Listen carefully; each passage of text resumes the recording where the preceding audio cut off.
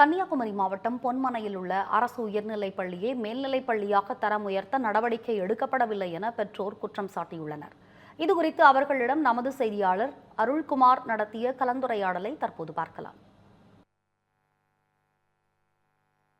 கன்னியாகுமரி மாவட்டம் மேற்கு தொடர்ச்சி மலையோர பகுதி அடிவாரத்தில் அமைந்திருக்கும் கிராமம் பொன்மனை கிராமம். இந்த பொன்மனை கிராமத்தை பொறுத்தளவில் அரசு உயர்நிலைப் பள்ளியானது இங்கு செயல்பட்டு வருகிறது. 124 மாணவர்களுடன் செயல்பட்டு வரும் இந்த அரசு பள்ளியை மேல்நிலை பள்ளியாக்க மாற்றுவதற்காக பெற்றோர் ஆசிரியர் சங்கம் பொதுமக்கள் உதவியோடு 2 லட்சம் ரூபாய் அரசுக்கு கட்டப்பட்டு கடந்த 8 ஆண்டுகளாக தாண்டியும் இதுவரை அதற்கான நடவடிக்கை எடுக்கப்படவில்லை என்ற ஒரு குற்றச்சாட்டு எழுந்துள்ளது.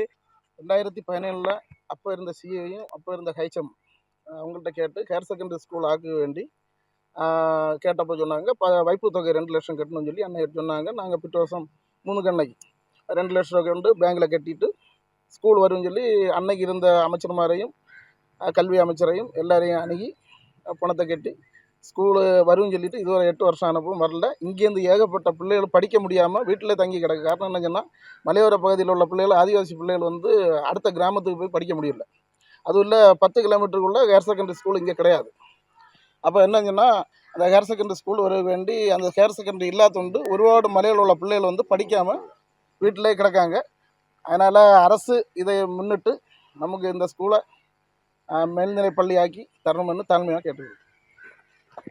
இந்த பள்ளியை உடனடியாக மேல்நிலை பள்ளியாக மாற்ற வேண்டும் என்று பெற்றோர் சார்பாக கோரிக்கை விடுத்துள்ளனர். அதுபோன்று தற்போது இந்த பகுதி ஊராட்சி தலைவர் நம்மோடு இருக்கிறார். வணக்கம் சார். இதற்கான என்ன நடவடிக்கைகள் எடுத்திருக்கீங்க? அரசு சார்பில் என்ன சொல்றாங்க?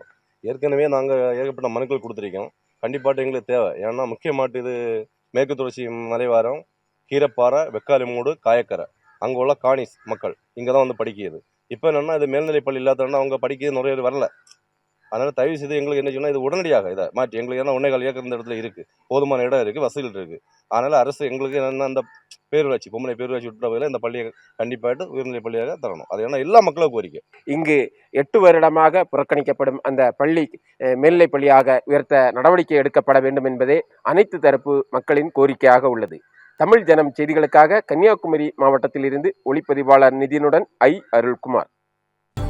காக்க காக்க தர்மம் காக்க மதுரையில் கந்தசஷ்டி கவசம் பாடும் 5 லட்சம் முருக பக்தர்கள். மாபெரும் ஆன்மீக சாதனைக்கு நம்மால் முடிந்த பங்களிப்பை நல்குவோம், புண்ணியம் பெறுவோம்.